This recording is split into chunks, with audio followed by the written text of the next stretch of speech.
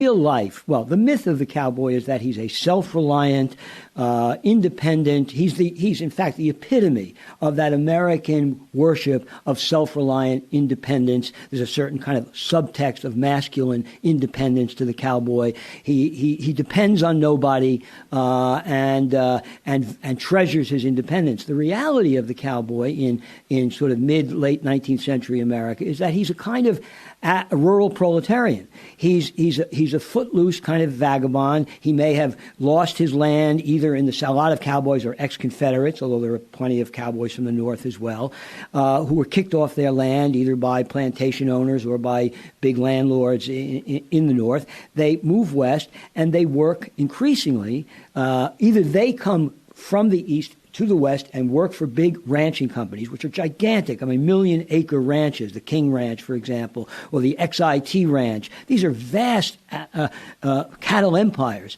They are subjected to a very rigorous discipline. Their work is extremely dangerous. They have their pay is terrible. Their life is precarious. During the age of the great cattle drives, which went 2,000-3,000 miles across the continent, the end of that cattle drive, the cowboy has no work. He may get hired on by another cattle drive later, or he may not. So it's similar to our gig economy. Yeah, it's like a gig economy. It's kind of rural gig economy. But the romance is quite the opposite. You know, he's out there singing to the cows and strumming his guitar and just soaking in the landscape. But in fact, he's a kind of rural working class character. The cowboy myth, though, is more powerful than the real he, because it enamors a whole nation and stands for America in a certain way as the land of this kind of independence. And I can remember myself when I was a little boy, all I wanted to be was a cowboy, and live this life of freedom and independence. When I became a father for the first time, I used to sing cowboy songs to my son and then later to my daughter, because I too bought into, as millions of Americans, my father was an immigrant Jew who bought into the American cowboy myth. He used to sing those songs to me.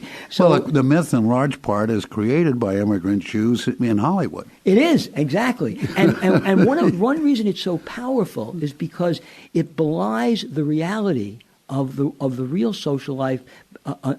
This is a society which is becoming increasingly urbanized, increasingly conflicted subject to class conflict. The kind of violence, America is by far the most violently class-ridden society of any in the West, much more violent than Europe.